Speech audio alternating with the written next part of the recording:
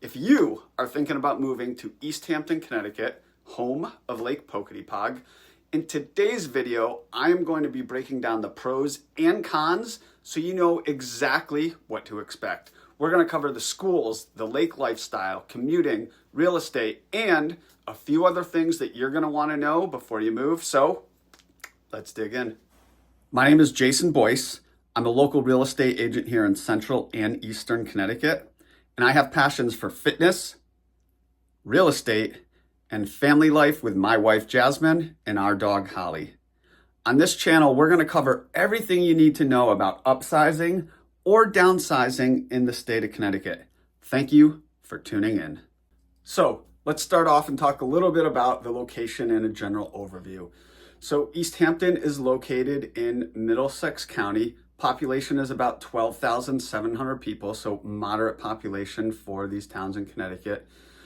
It is kind of roughly halfway between Hartford and the Connecticut River Valley. Nearby towns are, you have Marlborough to the northwest, Colchester to the south, Portland to the west, and Hebron to the east. Major routes that you're going to want to know for East Hampton. The biggest one is Route 66. That is the main east to west corridor through town. It connects pretty much Middletown and Colchester through East Hampton. Route 16, that runs northeast through Marlborough and connects with Route 2 for also Norwich access. Smaller routes, you have Route 151, Route 196, and then the biggest one you're also going to want to know is Route 2. From the neighboring towns of Marlborough and Colchester. That is the major highway for commuters between Hartford and Norwich. Quick tip for commuters, the main routes you're probably going to be taking are either going to be Route 66, Route 2, or Route 16 for your daily commuting. Now, let's talk about Lake Pocotopaug, because you can't talk about East Hampton without talking about Lake Pocotopaug. It is massive for this area. It's a 512-acre lake. It is one of Connecticut's largest lakes. It is fantastic for boating, kayaking, paddleboarding, fishing. They have bass, pickerel, panfish. They do allow motorboats and jet skis, so you'll see a lot of activity there. There is also Sears Park. It's for residents only, so residents only of East Hampton. It's a park that has a beach, there's a boat launch, there's actually tennis courts. They do sometimes have concerts, there's a playground. There is a strong sense of community among the lake residents. They love it, and rightfully so. It is a fantastic lake. There is a mix of older cottages from the 40s and 50s that were seasonal use. There's also renovated houses, so people bought those cottages, updated them to still small but updated houses. And then there are newer builds where people have bought some of the cottages, torn them down, and put bigger houses in their place. I will say values around the lake have continued higher as more and more people have been tearing down, building new, that type of stuff. And it is densely populated around the lake. It's like most lake districts, very small lots. And a lot of houses around the lake to take advantage of fantastic water views. A couple things you're going to want to know about the lake. So those are all the pros, cons of the lake. Water quality. Now, historically, they have had a lot of algae bloom issues. Now, they put in an aeration system in 2019, and there has been a significant improvement since then. I mean, significant. There were times where they would actually say no swimming because of the algae blooms. And that's gotten a lot better. It's safer for swimming with the aeration system, but there are still occasional peaks as they're working that stuff out. So duly noted. It's resident only access, which is great if you live in town. It is peaceful if you live outside of town, sorry. But it is higher density. As I mentioned, there are a lot of houses around the lake. They really took advantage of it. So some of the coves are really tight with a lot of boats, activity in the summer, and smaller lots and smaller, narrower streets with a lot of houses on top of each other. Now, let's talk about the school system. So it is a good school system. It's an above average school system. It is a smaller single town district, so not a regional school system. There are about 1,200 students, And really broken down, you have Memorial School, which is pre-K through 3, so early childhood education. Center School, 4th and 5th. The middle school is 6th through 8th, and then East Hampton High, 9 through 12.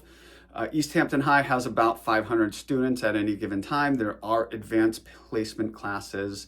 There are honors options, and a vast majority, around 75%, do go on to college. They do have a pretty good athletic and arts programs. So pros of the school system is, it is above average. It is pretty well ranked on niche and other school ranking systems. Because of the size, there is a lot of personalized environment. So kids are not just a number. They do get more personalized attention. And they do have very good parent to teacher ratios and communications for a small town. Cons. Because it's a smaller town, there are fewer advanced placement or specialized programs versus some of the larger districts like Glastonbury, Ram, and some of the surrounding areas. And they do have limited elective choices just based on the sheer size of the school and teachers. Now, let's talk about one of the biggest positives of East Hampton, and that is the outdoor recreation. If you enjoy outdoor hiking, biking, boating, anything like that, East Hampton is a fantastic option for you. We talked about the lake, but outside of the lake, there is the airline trail runs through town. So if you're into biking, hiking, horseback riding, anything like that, Airline State Trail is fantastic access. As far as state parks go, you have Heard State Park, the Mosaic State Forest, Salmon River State Forest, and the Comstock Covered Bridge. That's one of my favorite areas. I grew up there with my grandfather and my parents fly fishing. Absolutely love that area with Salmon River running right through it. They actually have a fly fishing only section if that's something that's important to you. They actually even have an area with wheelchair access for fly fishing. And then the rest of the river is regular spinner rod, any other type of fishing. So very well known for that. And then East Hampton just has this, it's got this small town, kind of tight-knit, family-oriented town feel. They have a lot of community events, youth sports, local fundraisers. There's low violent crime, very peaceful, but active outdoor community. All right, let's talk a little bit about real estate. Now, East Hampton is a little bit lower priced than some of the surrounding towns like a Glastonbury, Hebron, Marlborough, that type of thing. So on a dollar per square foot basis, your dollar or your money does go a little bit further there while still getting you a good school system and a lot of those things that some of the surrounding towns get. So it is a desirable destination for people who are budget conscious that want a rural suburb, but with a good school system, but also have it be a little more affordable than some of those surrounding towns. So check for East Hampton there.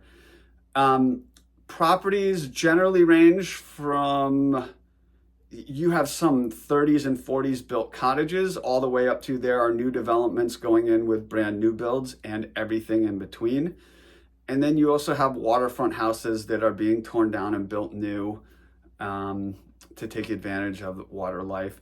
There are some very rural parts as you go outside of the lake area and the downtown area. You do get into some very rural parts that do have a lot of acreage and a lot more land.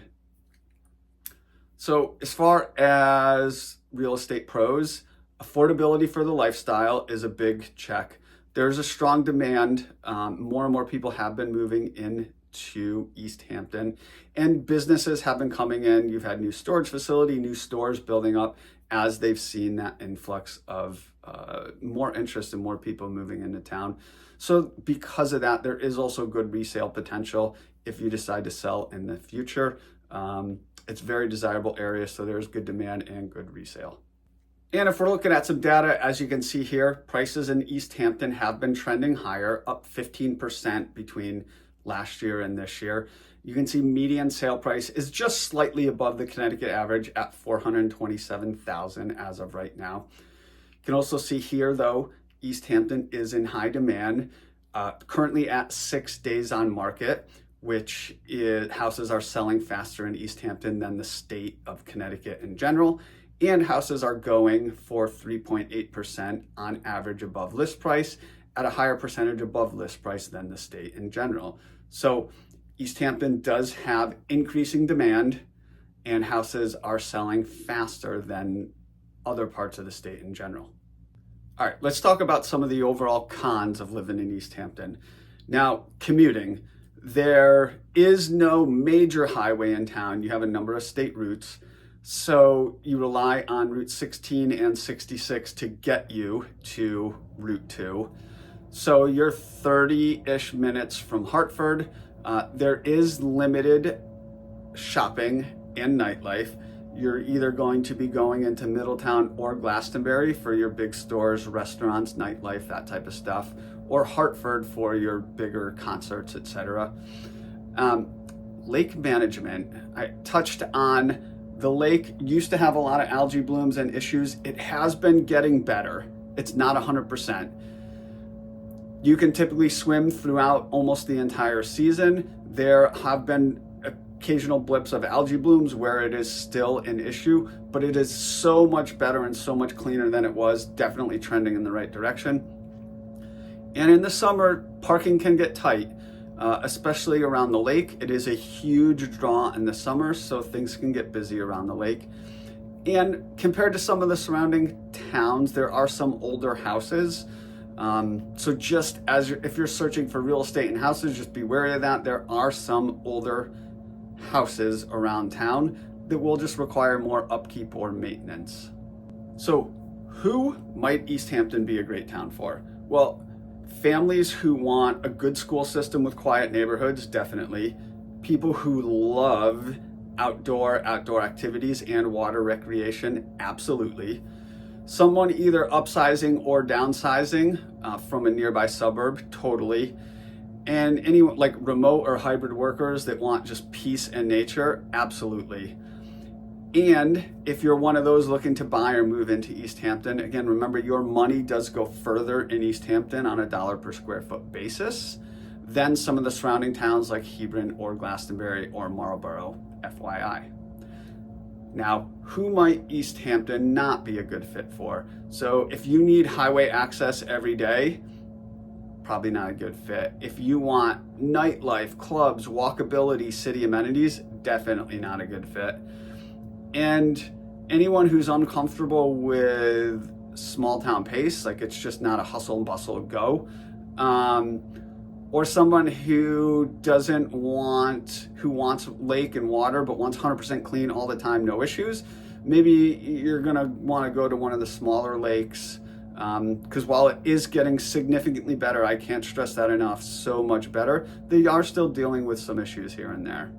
So hope you found that helpful. My name is Jason Boice. I'm a local real estate agent. If you are thinking about buying or selling or just exploring the area, reach out. I am here to help. I love what I do. I love helping people with all things real estate. Also, if you got any value out of this, if you found it helpful, or if you know someone looking for more info on the area, please send it to them. Please like this video. Subscribe to the channel for more info about the Eastern Connecticut area. We cover towns, lakes, buying, selling, real estate, all things about this Eastern Connecticut area.